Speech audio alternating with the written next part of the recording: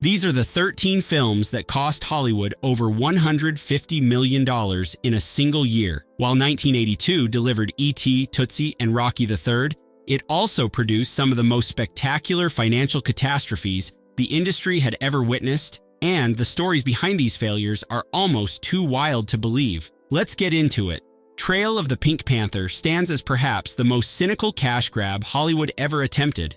A 1982 release marketed as a loving tribute to Peter Sellers, even though Sellers had passed away a full 18 months before cameras started rolling. Blake Edwards pieced together an entirely new Pink Panther movie using nothing except deleted scenes and unused outtakes from earlier entries in the franchise. Once that recycled material ran out around the 45-minute mark, what audiences got was essentially a clip show, scenes they had already paid to watch years earlier. Edwards had actually refused to direct Romance of the Pink Panther because he insisted that no one could ever replace Peter Sellers. Then he assembled this Frankenstein monster of a movie, proving his own point in what one critic described as an even less dignified way. $9 million at the box office against a $6 million budget meant the film barely scraped by, representing an 82% collapse compared to the previous entry's $49 million. Critics called it a shameless cash grab that insulted Sellers' memory. Lynn Frederick, Sellers' widow, filed a $3 million lawsuit arguing the film damaged her late husband's legacy. The court awarded over $1 million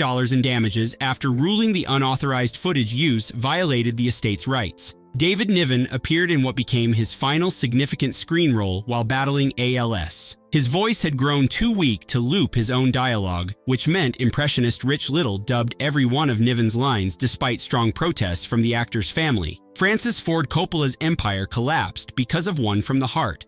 The man who directed The Godfather and Apocalypse Now wagered everything on this romantic musical, and the gamble destroyed him financially for years to come. $2 million. That's what the budget looked like at the start. $26 million is where it landed when production wrapped, with Coppola personally sinking $14 million of his own money into his ambitious electronic cinema experiment. Problems multiplied as tax shelter investors abandoned the project midway through filming. MGM pulled their support entirely. Paramount picked up distribution only to drop it after an unauthorized Radio City Music Hall preview, and Columbia eventually offered only minimal release in 44 theaters across 8 cities.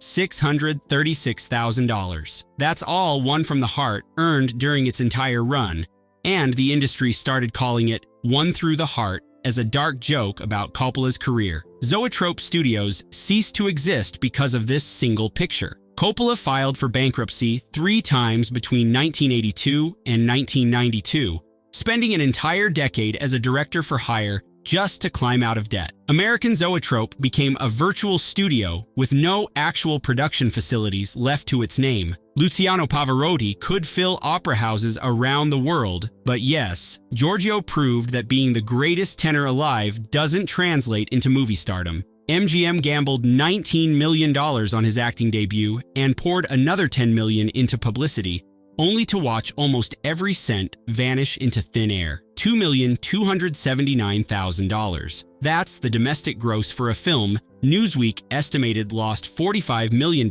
when everything was tallied. An MGM insider revealed to Film Comment, the film got the go-ahead because Gladys Begelman, wife of MGM president David Begelman, loved opera. Nothing more complicated than that motivated the decision. Roger Ebert wrote that Pavarotti sang superbly but needed to be watered on when it came to acting. People magazine kept their assessment to 2 words: no, Pavarotti. Director Franklin Schaffner admitted while cameras were rolling that Pavarotti needs direction because he is not a professional actor. The tenor refused to work longer than 12 hours daily and wouldn't step on set past 8 in the evening under any circumstances. Casting chaos plagued production, with Sigourney Weaver announced for the female lead in April 1981, Kate Jackson in May, and finally Katherine Harold actually filming starting in June. Pavarotti wisely never appeared in another theatrical feature after this experience. Megaforce operated less like a movie and more like a toy commercial stretched to feature length,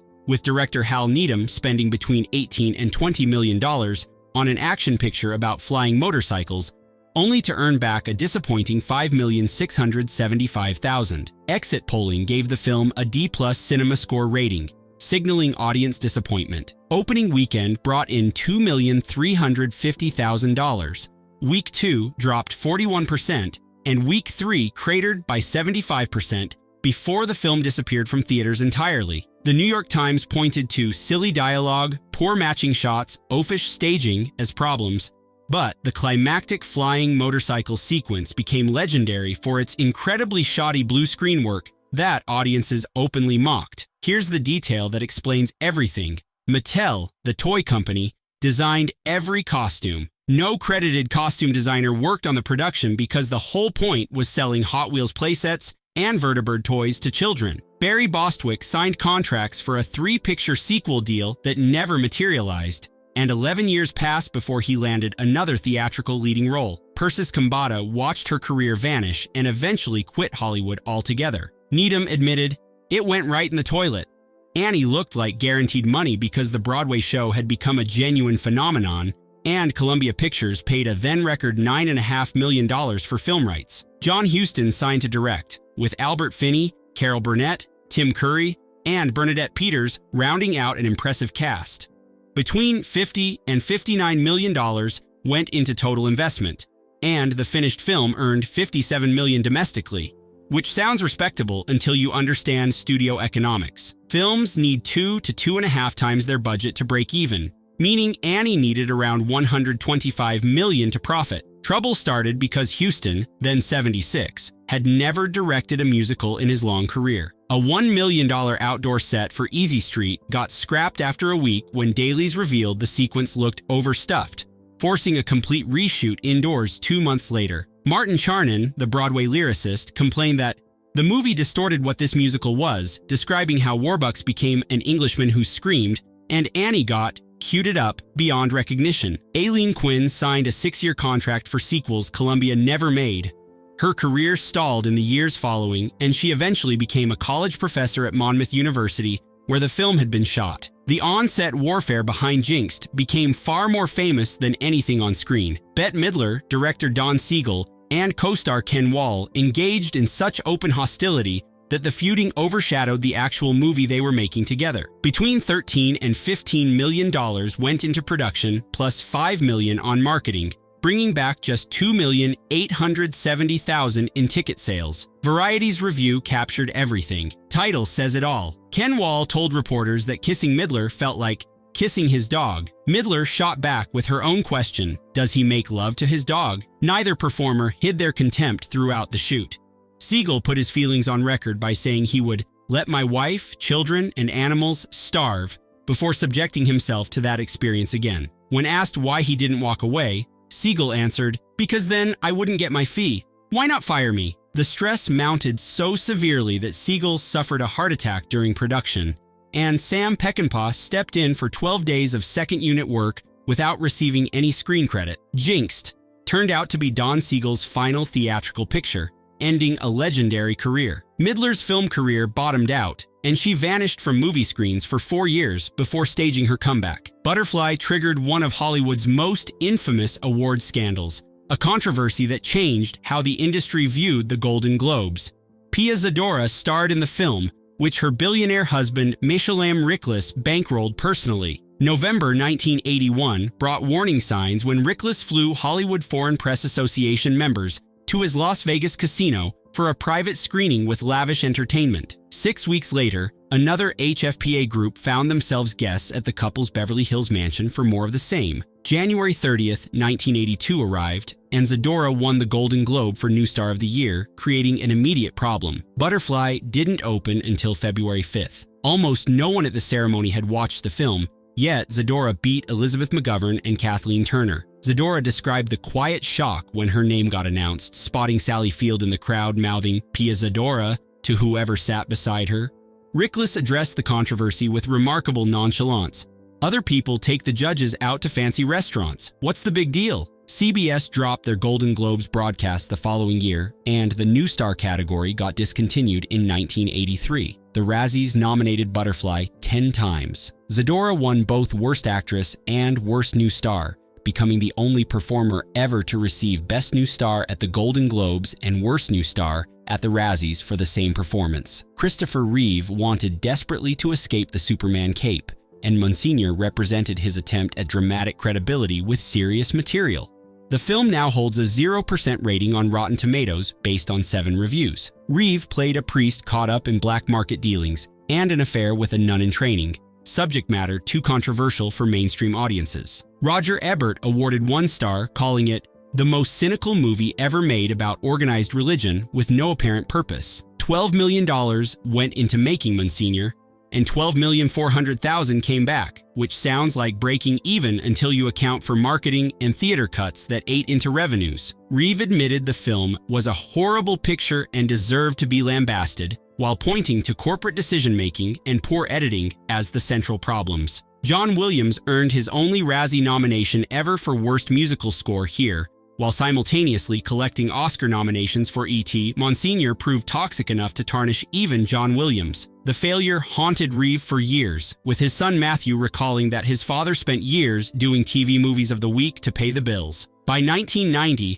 Reeve found himself auditioning for Pretty Woman despite having been an A-list star just years earlier. The pirate movie carried the distinction of being Australia's most expensive production at that time, though that wasn't something to brag about. 9 million Australian dollars, roughly 6 million US, went into a film critics savaged and audiences avoided. Christy McNichol and Christopher Atkins starred in this loose Gilbert and Sullivan adaptation, and Leonard Maltin gave it his bomb rating while writing it should have been called the rip-off movie instead. 9% approval on Rotten Tomatoes, 19 out of 100 on Metacritic with overwhelming dislike. Fox refused to hold press pre-screenings, with VP Irv Ivers admitting, "You can tell if movies are going to be hurt by critics." Production spiraled into chaos when original director Richard Franklin got fired after clashing with McNichol, who held script approval. Ken Anakin came aboard at 68 and developed his own conflicts with McNichol over her constant gum chewing.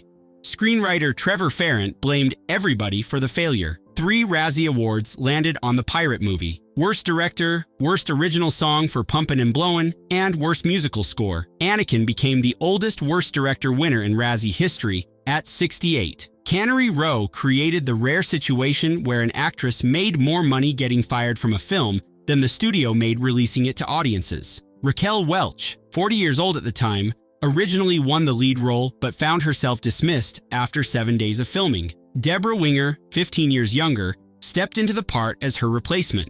MGM claimed Welch got fired for being temperamental, but Welch offered a different version. "What they did was use me to get financing, then they dumped me for Deborah, which they'd been planning all along." A breach of contract lawsuit followed, with Welch seeking between $20 and $24 million in damages. 4 weeks of testimony concluded with the jury awarding $10.8 million total. 7 years later, the appeals court upheld everything. Nick Nolte starred in the finished film with John Huston, providing narration throughout. $11.3 million went into production, and $5,300,000 came back from theaters. Welch reflected years later, "I needed to clear my name, but since that time, I've never starred in a major motion picture. That's not the outcome I was looking for." Martin Scorsese nearly watched his directing career end because of The King of Comedy, a film about celebrity stalking that made audiences deeply uncomfortable and became one of his biggest financial failures at that point. $19 million in production costs brought back just $2.5 million at the box office before Universal pulled the picture after roughly a month in theaters. Commercial disappointments had already piled up following New York, and Raging Bull, and The King of Comedy convinced Scorsese his directing days might be finished. His response involved making the cheapest possible film, After Hours, purely to demonstrate studios could still trust him with projects. Robert De Niro played Rupert Pupkin, a delusional aspiring comedian obsessed with talk show host Jerry Langford, portrayed by Jerry Lewis. De Niro's method preparation included stalking his own autograph seekers to understand the mindset. The subject matter arrived decades ahead of its time. Today, the film carries 89% on Rotten Tomatoes and is considered prescient. Todd Phillips's Joker, which crossed $1 billion, drew direct inspiration from themes The King of Comedy introduced. Partners carries a 0% rating on Rotten Tomatoes, a buddy comedy about a straight cop and gay cop going undercover that proved so offensive it damaged multiple careers. Ryan O'Neal played the straight cop, while John Hurt played his gay partner. Rex Reed labeled it Hollywood's latest misstep against humanity in general and homosexuals in particular, while describing it as stupid, tasteless, and homophobic. Vito Russo's influential book, The Celluloid Closet, characterized the comedy as insensitive to the point of slander in its portrayal. Between $6 and $7.5 million in production, generated only $6 million in returns. Paramount head Barry Diller acknowledged, Partners was the essence of a badly made movie, partly because it was rushed, ahead of a looming director's strike. The original screenplay contained a darker element. Hurt's character was written to meet a tragic end because his life was so sad, a conclusion cut only after test audiences reacted with shock. O'Neill earned a nomination for Worst Actor of the Decade at the Razzies, while director James Burrows never helmed another theatrical feature. Television welcomed him back, where he became legendary directing Cheers, Frasier, and Will and Grace. Dino De Laurentiis bet on the wrong vigilante movie with Fighting Back and paid for the miscalculation dearly. The producer had built a fortune on the original vigilante picture in 1974, but he'd sold sequel rights to Cannon Films, and when Cannon announced their follow-up, De Laurentiis commissioned Fighting Back to compete. Timing destroyed him because Fighting Back reached theaters 3 months after Cannon's sequel opened in February. That earlier release had already claimed the vigilante audience and earned triple what Fighting Back would eventually gross. $9 million in production costs, opened at number 6 with $1,624,000 across 1,100 theaters. The final run brought $3 million, meaning roughly $6 million in losses on production alone before marketing. Tom Skerritt starred with Patti LuPone and Yaphet Kotto, while Louis Teague directed between Alligator and Cujo. Fighting Back simply arrived too late to a party that had already ended. Hollywood learned expensive lessons in 1982. Though whether those lessons stuck remains debatable. Vanity projects like Yes, Giorgio, and Butterfly demonstrated that money and ego cannot force audiences to care, no matter how much gets spent on publicity. Attempts to escape typecasting backfired badly, as Christopher Reeve and Bette Midler discovered when stretching beyond roles that made them famous. Production chaos on Jinxed and Trail of the Pink Panther gave clear early warnings of the theatrical disasters that followed. Francis Ford Coppola's collapse after One from the Heart pointed toward a bigger shift. The blockbuster era had turned adult dramas and artistic experiments into increasingly risky propositions for studios.